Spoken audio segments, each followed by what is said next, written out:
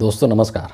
बिहार के अंदर एक बड़े स्तर पर राजनीतिक उलटफेर हो चुकी है और नीतीश कुमार जो है अपने पुराने गठबंधन के साथियों को छोड़ करके एक बार फिर से नरेंद्र मोदी के साथ आ चुके हैं और एक बार फिर से वो नौवीं बार 9th टाइम जो वो बिहार के मुख्यमंत्री का शपथ ले चुके हैं, मुख्यमंत्री बन चुके हैं। लेकिन ये जो सरकार है अभी मुख्यमंत्री के नीतीश कुमार के नेतृत्व में, ये कब तक चलेगी, इसकी उम्र क्या होगी, इसको लेकर के एक बहुत बड़ा क्वेश्चन मार्क लगाया जा रहा है। जिस तरह की स्थितियां अभी चल रही हैं और 3 प्रमुख वजह मैं आपको बताऊंगा आज इस वीडियो के अंदर कि वो 3 प्रमुख वजह कौन से हैं जिसके वजह से इस नए गठबंधन के उम्र को लेकर के प्रश्न चिन्ह लग रहा है कि आखिर कब तक चलेगा, कब तक नीतीश कुमार की सरकार चलेगी। सबसे पहले लेटेस्ट से हम शुरू करते हैं। क्या हुआ, आपको पता है कि संडे को यानी कि 28 तारीख को ये सब चीज़ें हुई, नीतीश कुमार का इस्तीफा वगैरह वगैरह और शपथ ग्रहण, और 29 तारीख को कैबिनेट की पहली मीटिंग हुई। जो नई सरकार बनी उसके कैबिनेट की पहली मीटिंग हुई 29 तारीख को। और इस मीटिंग के अंदर जो एक डिसीजन लिया गया वो अपने आप में बहुत कुछ कह गया। और डिसीजन ये लिया गया कि बजट सत्र को रद्द कर दिया जाए। आपको मैं ये बता दूं कि जो बजट सत्र है वो 5 फरवरी से शुरू होना था, ये पहले से डिसाइडेड था।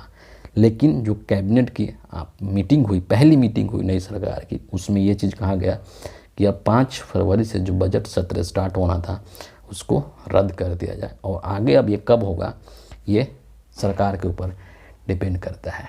अब इसके बहुत सारे मायने हैं, इसका मतलब क्या है इसको भी आपको समझना होगा। बजट सत्र रद्द करने से सबसे पहले कि बहुमत सिद्ध करना होगा जब बजट प्रस्तुत किया जाएगा, और उससे भी पहले कि जब सदन बैठेगी तो मैं आपको बता दूं कि अभी जो है सरकार बेशक से बदल गई है, लेकिन अभी बिहार विधानसभा के जो स्पीकर हैं वो आरजेडी के हैं, अवध बिहारी चौधरी। तो जब पहली सदन की जब बैठक होगी बिहार विधानसभा के अंदर, तो पहला ही काम तो ये होगा कि स्पीकर को चेंज किया जाए, क्योंकि परंपरा यही कहती है कि जो पार्टी सत्ता में है, जिसकी सरकार है, स्पीकर भी उसी का होगा, न कि विपक्ष का होगा। तो जो पहले आरजेडी के स्पीकर हैं अवध बिहारी चौधरी, इनको सबसे पहले बदलना होगा, राइट। और ये बदलने का मतलब ही है कि फ्लोर टेस्ट अपने आप हो जाएगा कि कितने लोग इस गठबंधन के साथ है और कितने लोग कांग्रेस और आरजेडी के गठबंधन के साथ हैं। अभी तक फ्लोर टेस्ट हुआ नहीं है, सरकार बेशक से बन गया है, लेकिन अभी ये साबित नहीं किया गया है कि हमारे पास बहुमत का आंकड़ा पूरी तरीके से है। और अगर दोनों ही गठबंधन की अगर बात करें, है ना, अगर इनके सीटों की बात करें तो जो आरजेडी है, आरजेडी और कांग्रेस और लेफ्ट, इन तीनों के मिला करके जो सीट है वो 114 है। 79 आरजेडी का है, 19 जो है वो कांग्रेस का है और 16 लेफ्ट पार्टियों का है। कुल मिलाकर के 114 बनते हैं। दूसरी तरफ अगर एनडीए गठबंधन जिसके साथ अभी नीतीश जी गए हैं, इसमें अगर देखा जाए तो इनके पास कुल 127 है। इसमें से कि बीजेपी के पास 78 है, जो नीतीश कुमार है उनके पास 45 है, और जो हम हैं हिंदुस्तानी अवाम मोर्चा जो कि जीतन राम मांझी की पार्टी है, इनके पास 4 है, और कुल मिलाकर के ये 127 बनता है। और बिहार विधानसभा का अभी जो टोटल स्ट्रेंथ है वो 243 का है, और बहुमत के लिए 122 चाहिए। तो अभी जो सरकार बनी है एनडीए के गठबंधन में नीतीश जी के नेतृत्व में, उसके पास 127 है और बहुमत का आंकड़ा 122 है। सिर्फ 5 का ही फ़र्क है। और अभी जो रिपोर्ट, जिस तरह की खबर निकल कर के आ रही है कि ऐसे बहुत से विधायक हैं नीतीश कुमार के जो कि असंतुष्ट हैं, जो पहुंच के बाहर हो चुके हैं। पता ही नहीं चल रहा को लोग कहाँ हैं, 10-12 बता रहे हैं लोग, कोई 5-6 भी बता रहा है ना।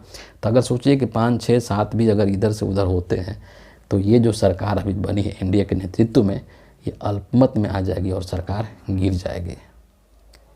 दूसरी तरफ आपको यहाँ पर और भी एक पेच फंसा हुआ है कि सरकार गिराना आरजेडी के लोग भी नहीं चाहते हैं, क्योंकि उनको भी श्योरिटी नहीं है कि वो बहुमत साबित कर देंगे, है ना। क्योंकि ये भी रिपोर्ट आ रही है कि आरजेडी के भी कुछ 2-4 विधायक हैं जो कि मीटिंग में उपस्थित नहीं थे, है ना। अगर उनके पास पूरा आंकड़ा होता तो वही सरकार बना लेते कायदे से, क्योंकि वो सिंगल लार्जेस्ट पार्टी वही है, उनके पास 79 सीट्स थी। लेकिन उनके पास बहुमत का आंकड़ा नहीं था, इसलिए वो सरकार नहीं बना पाए। और अगर सरकार गिर जाती है, अभी नीतीश की बहुमत साबित नहीं कर पाते हैं, सरकार गिर जाती है और आरजेडी सरकार नहीं बना पाती है, तो मुश्किल हो जाएगा। मुश्किल ये हो जाएगा कि बिहार के अंदर हो सकता है कि राष्ट्रपति शासन लगा दिया जाए, और न तो नीतीश कुमार और न ही तेजस्वी यादव ये चाहते हैं कि बिहार में राष्ट्रपति शासन लागू हो। क्यों?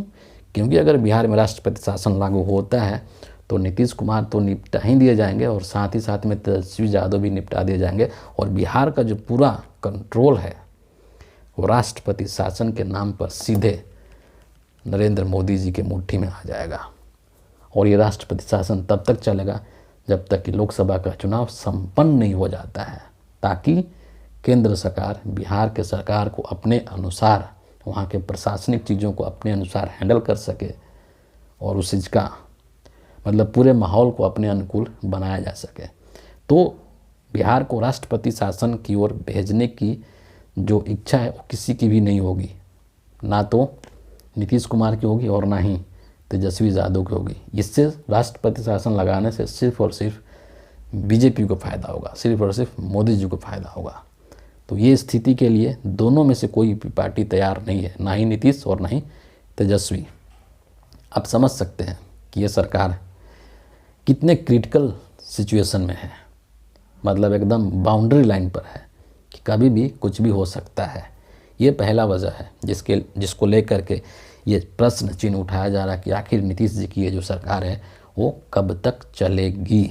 दूसरी चीज़ अगर बात करें तो बेशक से नीतीश जी जो है वो पलटी मार करके और बीजेपी के साथ आ चुके हैं, लेकिन इसके पीछे, इसके पर्दे के पीछे का ये भी एक सच है, ये भी एक हकीकत है कि दोनों ही साइड में, है ना, जो नीतीश जी की पार्टी है जेडीयू और जो बीजेपी की पार्टी यानी खास करके जो बिहार बीजेपी के जो नेता हैं, दोनों ही पक्ष के कुछ लोग ऐसे हैं जो कि नहीं चाहते थे कि इस बार ये गठबंधन हो। यानी कि बिहार बीजेपी के कुछ नेता नहीं चाहते थे कि जेडीयू के साथ गठबंधन हो, और जेडीयू के कुछ नेता नहीं चाहते थे कि बिहार में इस बार मोदी जी के यानी कि बीजेपी के साथ गठबंधन हो। तो उनकी जो स्थिति है वो बीच में झूल रहे हैं, उनके अंदर कन्फ्यूजन है, वो नहीं चाहते हैं, वो असंतुष्ट हैं, और वो क्या कर देंगे किसी को नहीं पता, है ना। क्योंकि बीच में ये भी खबर आ रही थी कि कुछ जेडीयू के विधायक आरजेडी के संपर्क में हैं, तो इनकी स्थिति बड़ा डवाडोल है। दूसरी तरफ चिराग पासवान, नीतीश जी के साथ उनका 36 का आंकड़ा चलता है। जीतनराम मांझी, नीतीश जी ने किस तरीके से इनको विधानसभा के अंदर बेइज्जत किया था, कैसे शब्दों का इस्तेमाल करके, इसको जीतनराम मांझी भूले नहीं होंगे, लेकिन फिर भी वो उनके साथ सरकार में आकर के बैठ गए हैं, है ना। तो बड़ी मुश्किल से, चूँकि सेंट्रल लीडरशिप का अगर आदेश है, आपको पता है कि बीजेपी के अंदर किस तरीके से काम होता है कि अगर मोदी जी और अमित शाह का अगर आदेश आ जाता है तो फिर किसी की मजाल नहीं है कि चूँ कर दें, है ना, उसको अक्षरशः पालन करना ही करना है। तो चूँकि सेंट्रल लीडरशिप का आदेश है, इसीलिए सभी को एक साथ आना पड़ा है। लेकिन ये जो मजबूरी का है ना, इसको बोलते हैं कि ये मजबूरी का गठबंधन है, ये कब तक चलेगा इसके ऊपर प्रश्न चिन्ह है। और दूसरी चीज़ ये भी है कि ये जो गठबंधन है ये नरेंद्र मोदी जी ने अपने ईगो को सेटिस्फाई करने के लिए किया है। ईगो क्या है कि हमको इंडिया अलायंस को तोड़ना है, इंडिया अलायंस को कमज़ोर करना है। जब से इंडिया अलायंस बना है तभी से वो इसको तोड़ने के चक्कर में लगे थे, और फाइनली उनको नीतीश कुमार के रूप में सफलता मिल चुकी है बिहार के अंदर, और इसका सीधा सीधा फ़ायदा उनको लग रहा है। ऐसा इसकी श्योरिटी नहीं है, लेकिन उनको ऐसा लग रहा है कि नीतीश कुमार को अपने पाले में ले लेने के बाद में जो लोकसभा का चुनाव होगा 2024 में, वहाँ पर हम बिहार के जो 40 लोकसभा सीटें हैं उसको हम जीत सकते हैं।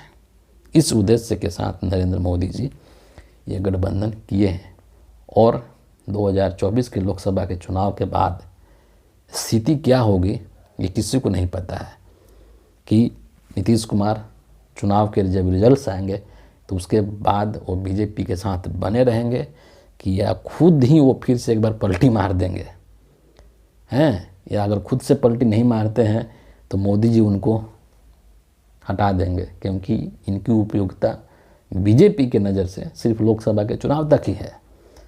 समझ रहे हैं बात को? तो ये दूसरा कारण था जिसके वजह से ये कहा जा रहा है कि इस सरकार की उम्र आखिर कितनी है, कब तक चलेगी ये मजबूरी वाला गठबंधन, है ना। तीसरी चीज़ मैं जो जिक्र करना चाहूँगा, जो आखिरी है, तेजस्वी यादव का बयान। आपको पता है कि जब ये सब चीज़ें हो गई थी और उसके बाद तेजस्वी ने जो बयान जारी किया है बहुत ही कूल अंदाज में, और उन्होंने कहा कि अभी तो ये खेला शुरू हुआ है और हमने अभी अपने पत्ते खोले भी नहीं हैं। जब समय आएगा तो हम अपने पत्ते खोलेंगे और हम जो कहते हैं वो करके दिखाते हैं। और दूसरी तरफ उन्होंने नीतीश कुमार को सम्मान भी दिया है। आपको इस चीज़ को भी नोटिस करना होगा। उन्होंने क्लियर कहा कि नीतीश जी हमारे अभिभावक के समान हैं, वो हमारे लिए पहले भी आदरणीय थे, अभी भी हैं और आगे भी रहेंगे। लेकिन साथ में ये भी कहा है कि अभी खेला शुरू हुआ है, अभी खेला और होगा, है ना। तो ये जो उनका स्टेटमेंट था वो बहुत कुछ अंदर ही अंदर कहा जाता है। और साथ ही उन्होंने ये भी एक बात कह दिया कि 2024 के अंदर ही नीतीश कुमार की जो पार्टी है जेडीयू, वो फिनिश हो जाएगी, वो समाप्त हो जाएगी। तो जब पार्टी ही नहीं रहेगी तो सरकार किसका बनेगा। और एक ये तथ्य है कि बिहार के अंदर नीतीश कुमार के बिना बीजेपी का कोई अस्तित्व नहीं है। कोई बीजेपी के अंदर ऐसा लीडर नहीं है बिहार में जो कि बीजेपी के लिए वोट जुटा सके। तो बिहार के अंदर बीजेपी के लिए नीतीश जरूरी है, और इसीलिए जो गठबंधन है वो एक मजबूरी का गठबंधन है। और ये 3 फैक्टर्स हैं, ये 3 कारक हैं जिसके आधार पर ये क्वेश्चन मार्क लगाया जाना लाजमी है कि आखिर ये जो नया गठबंधन बना है नीतीश जी के द्वारा और एनडीए के द्वारा, इसकी उम्र क्या है, ये कब तक चलेगी।